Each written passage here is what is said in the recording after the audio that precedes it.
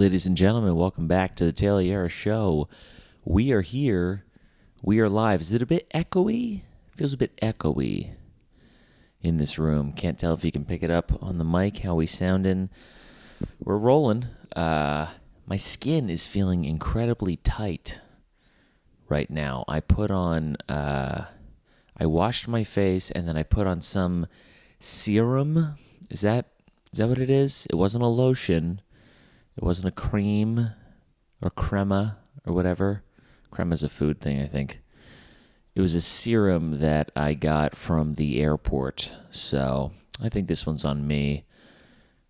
You know, it's kind of my fault if you're getting your skincare from the airport.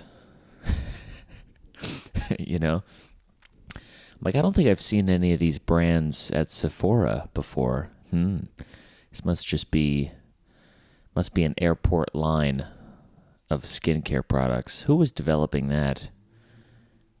I guess it's a smart move, you know? Like, oh, well, people forget things all the time. Their toothbrush, toothpaste, some razors, Advil, condoms, whatever. What about the face? What about the face wash and makeup and all this shit? I can't imagine what the makeup looks like. The airport makeup, come out looking like a TSA agent or some shit. I don't know. But yeah, so my skin feels very tight, but it's my fault. Airport skincare. I also had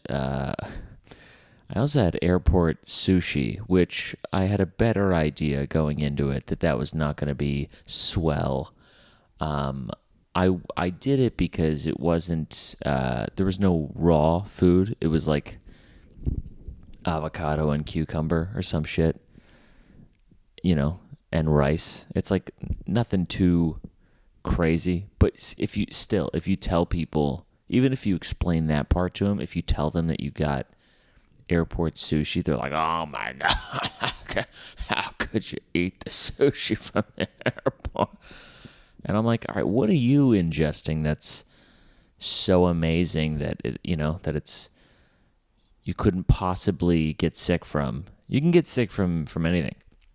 In fact, I think the expectation, or that you're gonna get sick from the airport sushi is so high that they go the extra mile to keep it cold, because we're gonna be like, we're not proving these fuckers right.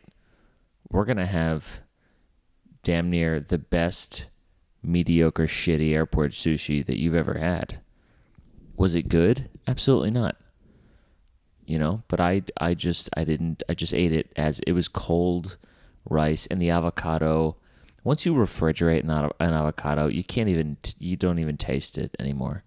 It doesn't even taste like avocado. It's just, it's a texture. It's just a creamy sort of texture with like kind of a thick, like almost like a membrane on the outside. Not a membrane, but like the outside is a little bit hard, I guess, because it's dried up, you know? It feels like my face right now, is what I'm saying. My face is like a refrigerated avocado. That's what it feels like. But again, it wasn't, the sushi wasn't that bad. I'll eat it. When I'm traveling on a travel, I'll eat anything. I really will. I will browse like the convenience part of an airport, and I'll look at food and snacks as if I'm looking at them for the first time. I'll be like, that could be a tuna sandwich on, very moist wheat bread that has been suffocated in saran wrap. That could be something, huh? What if how about we try that out? Where anywhere else I'd be like, absolutely not, fuck off. 100% no.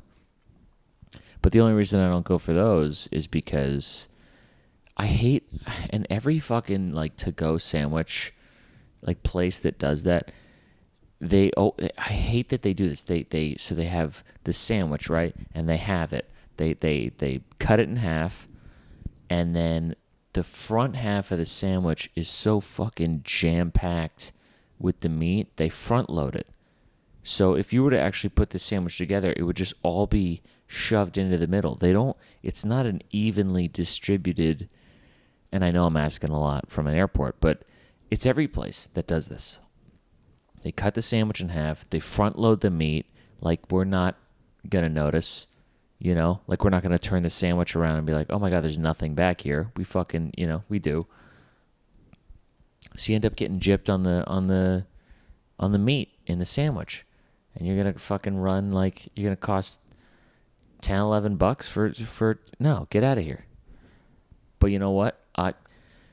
Maybe, I don't know. It's not an airport thing, but that just made me think of, I forget where I was flying to or from, but I was at an airport and I went into a Panera, and I remember putting this on Instagram because I was so furious.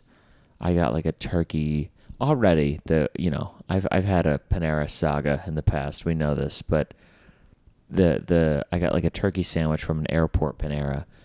Literally like one of the worst sandwiches that I've like paid what I would consider top dollar for, considering that it's a fucking fast food place essentially.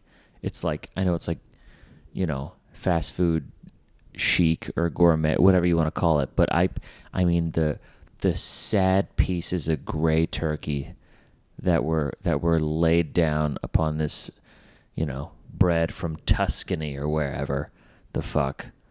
I was so upset. I splayed open the sandwich. I took a picture of it and I put it on Instagram and I said never again.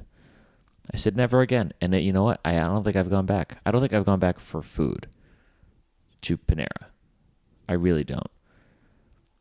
And I know, when I put it in there, when I put it on Instagram, I said I'll probably be back, but I still don't think I have been.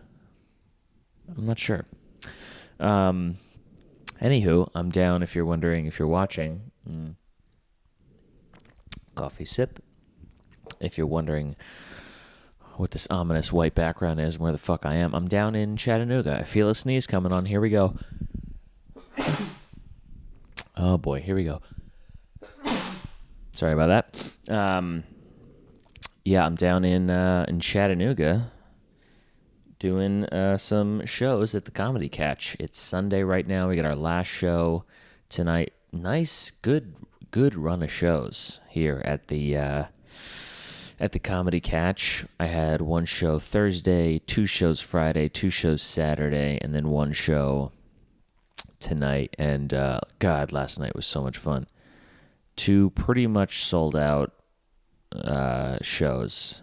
I don't know how many people it is at the Catch, but they have like a second, they have like the general, the floor seating, and then they have like a balcony, got some Abe Lincoln seats up there, which is cool. And I was featuring, so I got to do 20 minutes on both those shows, and the crowds were fun. They were like really laughing at a lot of stuff, and then some stuff I could tell like struck a nerve, which was kind of fun, There's sometimes it's fun when not everybody is laughing at the joke. When there's like a good amount of people that really love it, and then there's another group of people that are laughing and they feel like they shouldn't be laughing, and then there's some people who just fucking hate it. That's like, honestly, it's like the ideal joke reaction. Sometimes you want everybody to laugh. Most of the time, I'll say. But sometimes it feels good when like there's a guy just losing his mind laughing, and then you look next to him and the girl's just so upset. I don't know why. I think it's because I know it's funny, and I know other people think it's funny. It's just this specific person that doesn't think it's funny. And that just it feels great, to know that you can affect somebody in that way, What was it? I think it was the Friday. It's the Friday early show, or maybe Friday late show. I forget. But there was maybe in the early show, there was a fucking like a bridezilla that came in. This woman literally walked into the club in a wedding dress. And she had, I think it may have been a bachelorette thing. But she, like, even if it wasn't, do people do bachelorette parties in a wedding dress? Is that a fucking normal thing? She looked ridiculous. But she walks in and she's got all her fucking gals with her, and they were seating her. And then immediately the booker came up to me and was like, do not engage that woman. She's a lot. And she, when I went up, I was doing some jokes. And then I think I had like an abortion joke or something like that. And I could just see her out of the corner of my eye, just absolutely fuming. And I don't know why, just because she was in a wedding dress, it made it that much funnier. You know what I mean? She's just an upset bride. There's something funny to me about that. There's something funny about just a miserable bride. I don't know why. I think it's because, I don't know. I think there's something funny about like when there's an expectation that it's going to be, that your day is going to be amazing, and people say like, oh, your wedding day is like the greatest day of your life.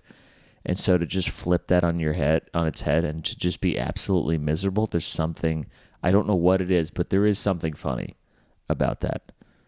And this idea that like this lady, first of all, what a horrible idea for an activity for a bachelorette party.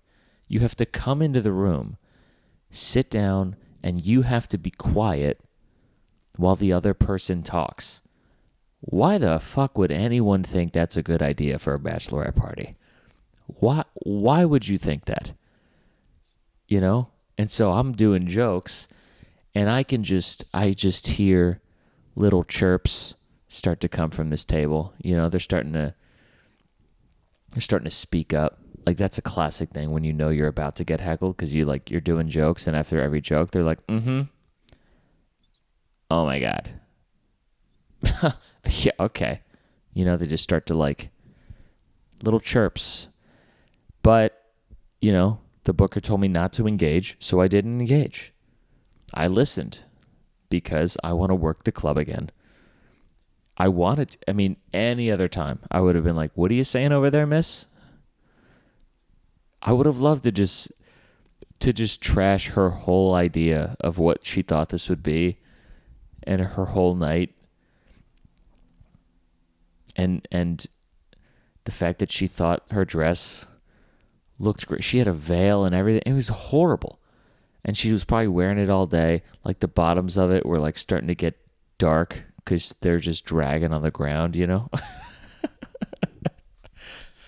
It's amazing how like a wedding dress, it can be the most angelic looking, like beautiful thing, or you can look like an absolute trash bag. You know what I mean? A dirty wedding dress, that is a rough look. You know what I mean? It's like, what happened? You're supposed to look like this crisp, angel. But it's so easily can turn into a ridiculous clown suit. You know what I mean? Like a wedding dress only works if it's completely spotless. I guess a tux kind of works the same way too. Like the whole idea is it's just like it's just sheen and uniform and just it fits well and it's just perfect on your body. But like you throw a mustard stain on that thing and you just look like shit, I'm assuming that wasn't her actual wedding dress. That's not the one she's wearing out. That's the bachelorette wedding dress. But it's a lot of fun. I was in Nashville first before this. I was visiting a buddy of mine, just kind of hanging out for a little bit. And I had hot chicken for the first time, which and it was like invented in Nashville, I guess, at this place called God damn it, it's not Pete's or something with a P. I'm fucking forgetting it, but anyway, someplace like just south of the center of Nashville. And I didn't realize the origin. Did anyone know the origin story of hot chicken, of how it started? Basically, there's like a husband and wife, and the husband was out there just gallivanting with all the ladies, you know, just probably cheating and being a dirtbag.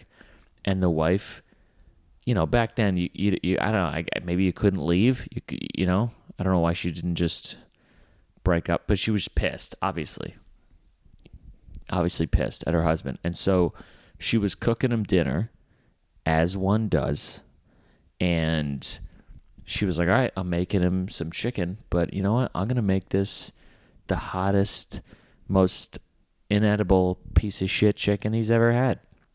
And so she just starts grabbing anything that can produce spice and is throwing it on this chicken. And then she serves it to him, and he eats it, and he was like, this is fucking amazing. And he's like, I gotta, and I'm pretty sure that he started to sell it as his recipe. Which is like, it's kind of fucked up if she doesn't get any credit, you know, for what the recipe is. I'm pretty, like, the name of the place is his place. I mean, I don't know who's in the right there, because I mean, who knows if it was the exact original, it was the same recipe. I'm sure he had to tweak it a bit. You know, he just took the idea and ran with it.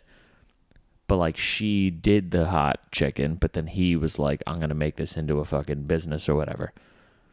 And it's like the original place. Like, apparently they still use the same cast iron skillets that they did when the place first started, and so that's why it tastes amazing, because you can't recreate the seasoning or something. I don't know how that works, by the way. I don't know how the seasoning of a cast iron. Everyone always says that. Oh, it keeps the seat. You never wash the skillet because it keeps the seat. Like, what do you mean you don't wash the skillet? Aren't you supposed to? What about the food particles that get?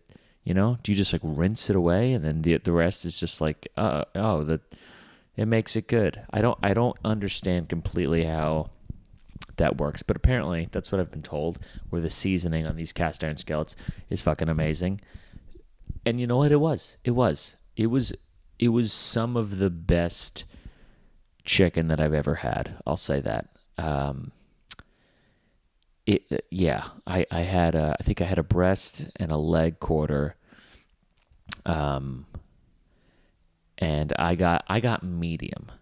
I got the medium spice because I was told that that's still going to have a good amount of heat, but it's not going to be holy shit, blow your balls off hot, which I don't need, and nobody needs. If you're doing that, it's an ego thing, I think.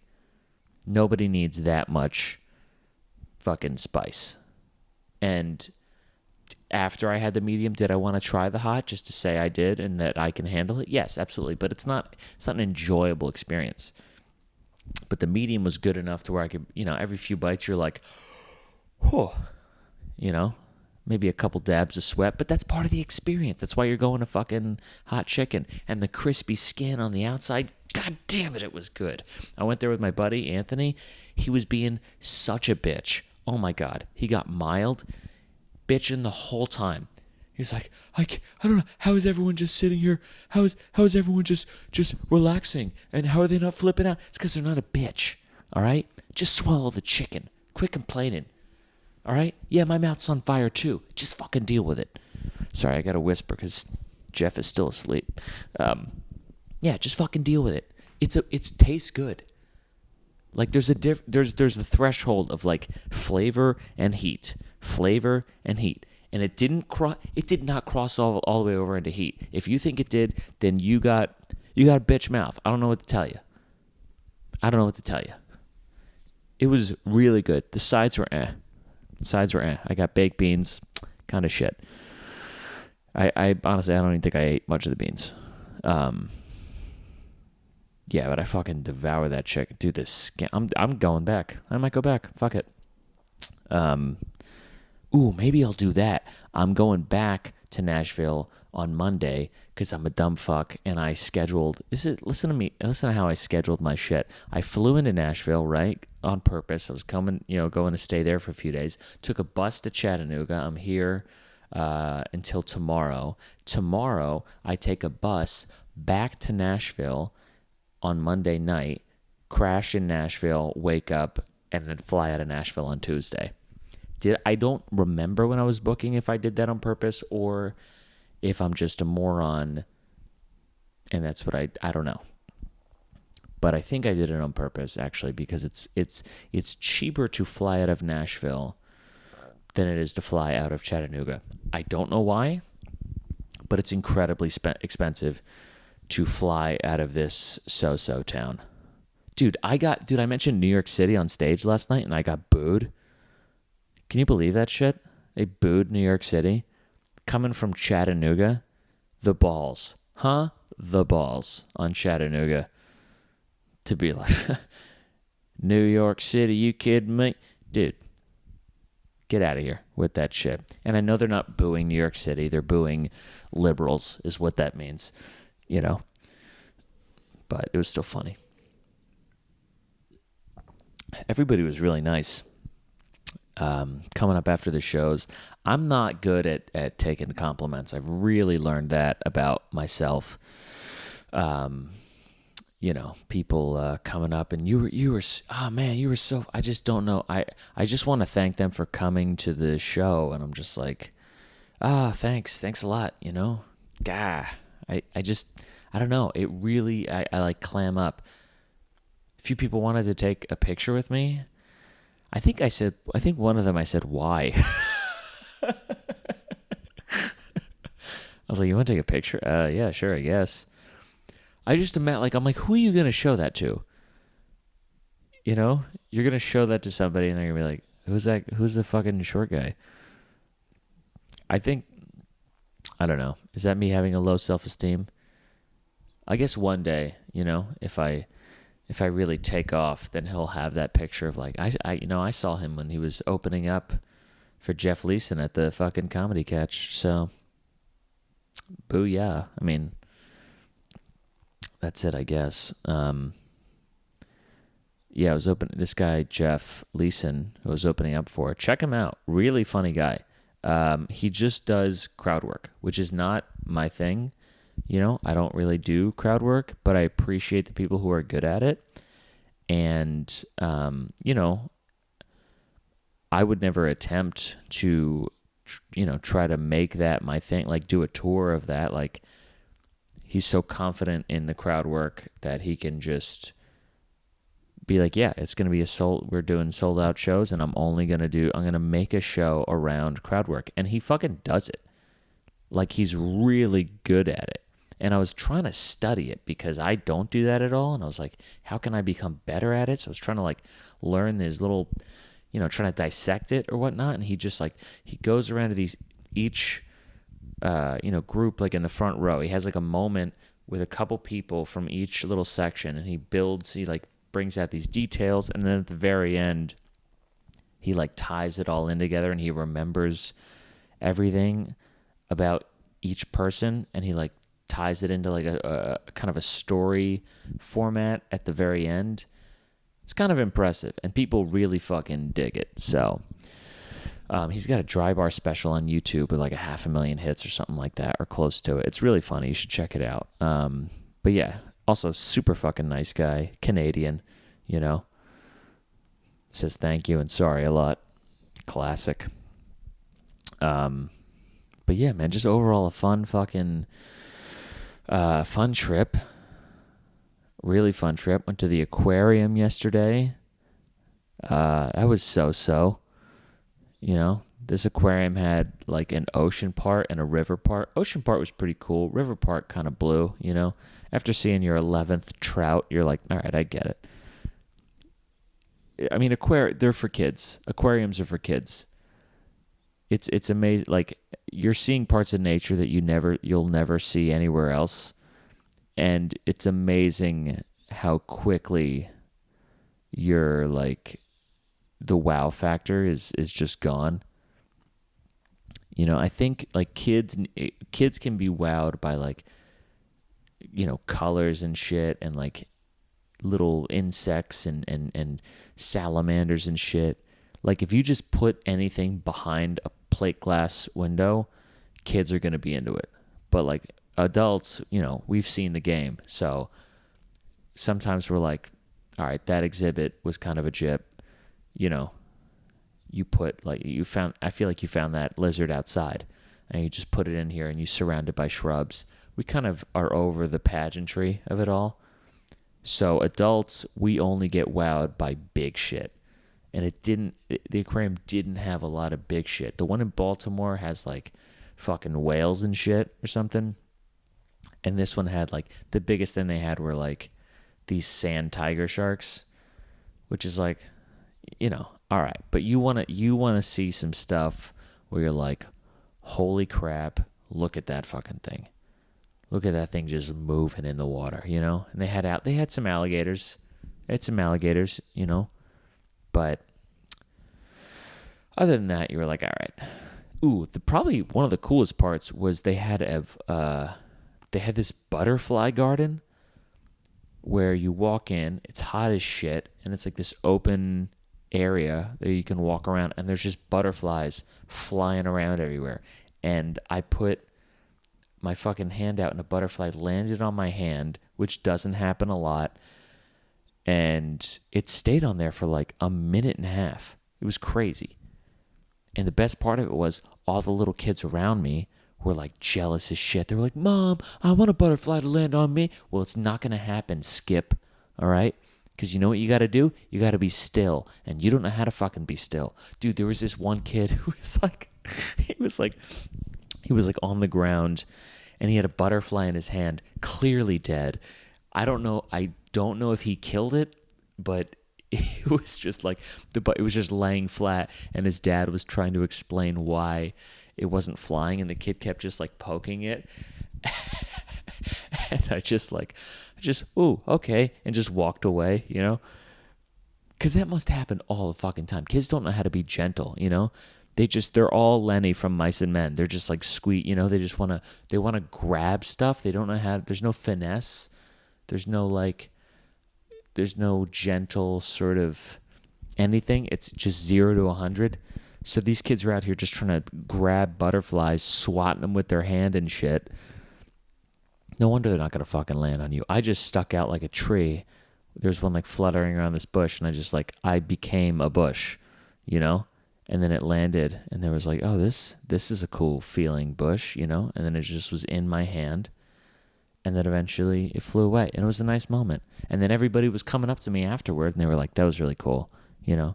Probably more people came up to me about the butterfly thing than my stand-up comedy. But, you know, what are you going to do? People like fucking butterflies and shit.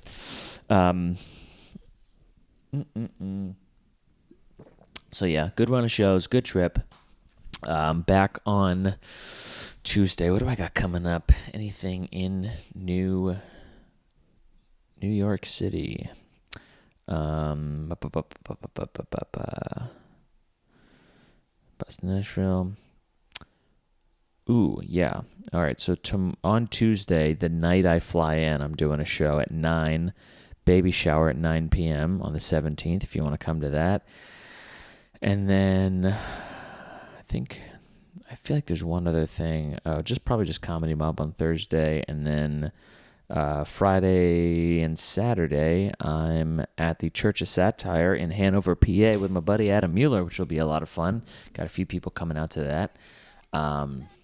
I don't think anybody who listens to this lives in Hanover, PA, so I won't even say come out, you know? Because who the fuck lives in Hanover, PA? Hey, move, huh? Move.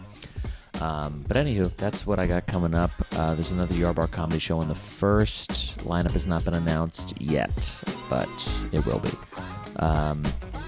Yeah, that's the podcast this week. Hope you're having a good week. Have a good next week, and I'll see you. Thanks.